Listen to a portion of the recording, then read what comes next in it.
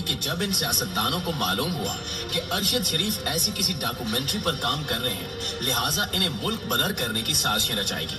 ان کو security threats ملنے لگے اور خفیہ ایجنسیوں نے بارہا بتایا کہ ارشد شریف کو مارنے کے لیے منصوبہ بندی کی گئی ہے، اس لیے وہ محتاط ہو جائیں۔ لیکن ارشد شریف تھے کہ ٹس سے مس نہیں ہو رہے تھے اور اپنے مشن پر پورا فوکس کر رہے تھے۔ ان کا ایک ہی مقصد تھا کہ پاکستان بننے سے آج تک جس نے جتنی تاریخی کرپشن کی ہے وہ عوام کے سامنے آ جائے اور عوام ملک میں موجود چوروں کو جان جائے۔ افسوس کہ بالآخر کرپٹ ترین عناصر اپنی منصوبہ بندی میں کامیاب ہو گئے اور انہیں ملک سے نکال دیا گیا۔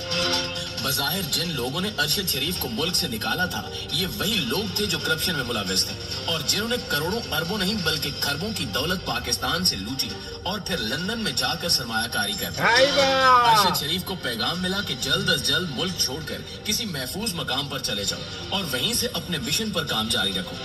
انہوں نے وہی کیا۔ پہلے وہ دبئی پہنچے اور وہاں سے کام شروع کر دیا، لیکن وہاں بھی ارشد شریف کو خطرہ تھا اور یہ خطرہ مزید بڑھتا گیا۔ ارشد شریف کو مسلسل دبئی حکومت کی طرف سے تھریٹس مل رہے تھے اور بار بار بتایا جا رہا تھا کہ وہ دبئی سے نکل جائیں، لہٰذا ارشد شریف نے دبئی سے بھی نکلنے کی ٹھان لی۔ ان کے پاس دو آپشن تھے، یا تو وہ سری لنکا جاتے یا پھر کینیا۔ ارشد شریف نے کینیا کو محفوظ سمجھ کر وہاں جانے کا فیصلہ کیا، لیکن انہیں کیا معلوم تھا کہ دنیا میں اس وقت سب سے غیر محفوظ جگہ ان کے لیے کینیا ہی تھی، کیونکہ ساری منصوبہ بندی کی جا چکی تھی اور ارشد شریف کو ہٹانے کی ساری تیاریاں ہو چکی تھی۔ ارشد شریف کینیا گئے اور وہیں سے اپنی ڈاکومنٹری پر کام جاری رکھا۔ دوستو، یہ کوئی معمولی ڈاکومنٹری فلم نہیں تھی، ورنہ ارشد کو یوں ملکوں نہیں پھرنا پڑتا۔ دراصل یہ ایک ایسی ڈاکومنٹری فلم تھی جس میں دہائیوں پر محیط کرپٹ عناصر کی کارروائیوں کا ذکر تھا اور ارشد شریف جیسا تحقیقاتی صحافی کبھی بھی بغیر ثبوت کے بات نہیں کیا کرتا۔ وہ ہر بات کے لیے ثبوت ڈھونڈ رہا تھا، اس لیے اس فلم کو بنانے میں سالوں لگ گئے۔ ارشد شریف کی یہ ڈاکومنٹری جیسے ہی آخری مراحل میں داخل ہوئی تو انہیں قتل کر دیا گیا اور باقی ساری داستان آپ کے اور ہمارے سامنے ہے۔ ناظرین، اب چونکہ ارشد مرحوم کی ساری زندگی کی محنت ڈاکومنٹری کی صورت میں ہمارے سامنے آ چکی ہے، تو ضرورت اس امر کی ہے کہ آپ کو بتا دیا جائے کہ اس ڈاکومنٹری میں آخر ایسا کیا تھا جو سارے کرپٹ ترین عناصر ارشد شریف کی جان کے پیچھے پڑے ہوئے تھے۔ ایسی کون سی واردات تھی جو ارشد شریف پوری قوم کو بتانا چاہتے تھے، اور وہ کون سی تاریخی داستان تھی جس کے بارے میں ارشد شریف اتنی محنت اور لگن کے ساتھ کام کر رہے تھے۔ تو دوستو، آپ کو بتاتے ہیں کہ ارشد شریف نے اس ڈاکومنٹری میں کیا کچھ بتانے کی کوشش کی ہے۔ یہ تو حقیقت ہے کہ ارشد شریف نہیں ہے، لیکن آج بھی ارشد شریف اس ڈاکومنٹری کی صورت میں ہم سے مخاطب ہے اور اپنے ہی انداز میں ہمیں حقائق بتا رہے ہیں۔ ٹویٹر پر ڈاکومنٹری کے پروڈیوسر مرتضی مہدی نے اعلان کیا کہ ہماری ڈاکومنٹری فلم بیہائنڈ کلوز ڈور ریلیز کی گئی ہے اور آپ یہ فلم ایپل ٹی وی پر دیکھ سکتے ہیں۔ اس کے ساتھ ہی انہوں نے ارشد شریف کے لیے پیغام بھی لکھا۔ ان کا کہنا تھا کہ اس فلم میں مرکزی کردار ارشد شریف کا ہے اور ہماری ہمدردیاں ارشد شریف کی فیملی کے ساتھ ہیں۔ دوستو، اس ڈاکومنٹری فلم میں پاکستان سے مرحوم صحافی ارشد شریف اور عرفان ہاشمی نے کام کیا، جبکہ سیاستدانوں میں عمران خان، شہزاد اکبر اور فواد چودھری فیچر ہوئے ہیں۔ اس فلم کا بنیادی مقصد پولیٹیکل ایکسپوز پرسن کا اصل چہرہ عوام کو دکھانا ہے اور پوری فلم میں انہی لوگوں کے حوالے سے کام کیا گیا ہے۔ پی ایس وہ امانی نمائندے ہوتے ہیں جو اپنے منصب کا غلط استعمال کرتے ہوئے رشوت یا بدعنوانی میں ملوث ہوں۔ آپ انہیں سیاستدان کہہ سکتے ہیں جو جب کسی عہدے پر براجمان ہو تو اس کا غلط استعمال کرتے ہوئے یہاں سے دولت لوٹ کر فرار ہو جاتے ہیں۔ اس ڈاکومنٹری میں بتایا گیا ہے کہ کیسے ان عوامی نمائندوں نے منی لانڈرنگ کی، کیسے اپنی دولت کو خفیہ رکھا اور پھر وہی دولت کس طرح عالمی مالیاتی نظام میں دوبارہ سرمایہ کاری کے لیے استعمال کی۔ آپ کو یاد ہوگا کہ پاکستان میں گزشتہ سالوں ماڈل آیان علی کو پکڑا گیا تھا، جو آصف زرداری کی لوٹی ہوئی دولت یہاں سے بیرون ممالک سمگل کر رہی تھی۔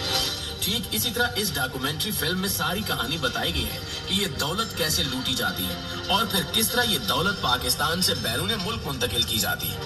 یہ بھی دکھایا گیا ہے کہ اس دولت کو لندن یا کسی اور جگہ منتقل کرنے کے بعد کیا کیا جاتا ہے اور کس طرح سرمایہ کاری کر کے مزید دولت کمائی جاتی ہے۔ فلم میں یہ بھی واضح کیا گیا ہے کہ اس کرپٹ پریکٹس کے لیے ان کرپٹ لوگوں نے کیسے برطانوی فنانس اور برطانوی آف شور دائرہ اختیار استعمال کیا، یعنی یہ دولت لے جا کر برطانوی نظام سے۔ دیکھا آپ نے کس طریقے سے پاکستان کو لوٹا گیا، کس طریقے سے پاکستان کا بیڑا گرک کرتے رہے یہ۔ ٹھیک ہے، یہ آپ کو بتایا کہ ششی کو مروانے والے کون تھے، کہتے تھے عمران خان ہی نہیں مرا۔ ان کرپٹ لوگوں نے کیسے برطانوی فنانس اور برطانوی آف شور دائرہ اختیار استعمال کیا، यानी ये दौलत ले जाकर बरतानवी निजाम से फायदा उठाकर बगैर टैक्स दिए कैसे ये लोग मजीद सरमायाकारी करते थे और फिर ये दौलत किस तरह पाकिस्तान में जमीनों की खरीदो फरोख्त के लिए इस्तेमाल होती थी। खास तौर पर यह नुक्ता वाजे किया गया है कि ये करप्ट सियासतदान किस तरह लंदन में जायदाद खरीदते हैं और किस तरह लंदन में रहते हुए अपने नाकिदीन के खिलाफ कानूनी चाराजोई करते हैं। यानी आसान अल्फाज में कहा जा सकता है कि एक सियासतदान पाकिस्तान से दौलत लूट कर फरार हो जाता है और फिर लंदन में बैठकर पाकिस्तान में मौजूद अपने मुखालफिन के खिलाफ कार्रवाइयां करता है। डॉक्यूमेंट्री फिल्म में इस सवाल का जवाब भी दिया गया है कि जब कोई तरक्की पजीर मुल्क अपनी लूटी हुई दौलत वापस लेने के लिए तगोदो करता है तो उस मुल्क को कौन सी मनाजिल तय करना पड़ती है। दोस्तों, ये इस हवाले से भी इंतहाई आम तरीन डॉक्यूमेंट्री फिल्म है कि इसमें आपको बताया गया है कि किस तरह इमरान खान ने जब इन लोगों पर हाथ डालना शुरू किया तो इनकी ये हालत हुई और फिर इन्हें तख्त बदर भी किया गया, क्योंकि अरशद शरीफ इसी नुक्ते को फोकस कर रहे थे कि मिसाल के तौर पर नवाज शरीफ तवील अरसे से लंदन में मुकीम है। वो सियासतदानों के खिलाफ कार्रवाइयां भी करते हैं और अपनी सियासी सरगर्मियां भी जोरों शोर से करते हैं। तो इसके पीछे क्या राज है? इनको फंडिंग कौन करता है?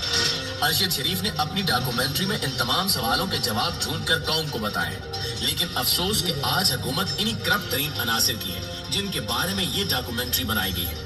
इसलिए आपको मीडिया पर इसका कतई जिक्र नहीं मिलेगा, क्योंकि हुकूमत ने बाकायदा मंसूबाबंदी से मीडिया को कंट्रोल कर लिया है और कोई भी हुकूमत से पूछे बगैर अरशद शरीफ के मुतालिक बात करने की जुर्रत नहीं कर सकता। अल्लाह ताला इस मुल्क पर अपना रहम फरमाए और अरशद शरीफ को जन्नतुल फिरदौस आमीन। देखा हमने तो किया जनाब, हम तक वीडियो आई, हमने तो तिया पाचा करके रख दिया। हम नहीं छोड़ेंगे इनकी ऐसी की तैसी, ये ले ठीक है। तो हम जो जहादी लोग होते हैं वो नहीं डरते किसी से, याद रख ले। वो अपने मिशन पे कायम रहते हैं और अपने हाय हाय ये ले ये देखें, अगर पाकिस्तान में कोई भी बंदा नवाज से मोदी के खिलाफ बयान दवाया था मैं उसे 10 लाख रुपया इनाम दूंगा। ये देखें, समी इब्राहिम।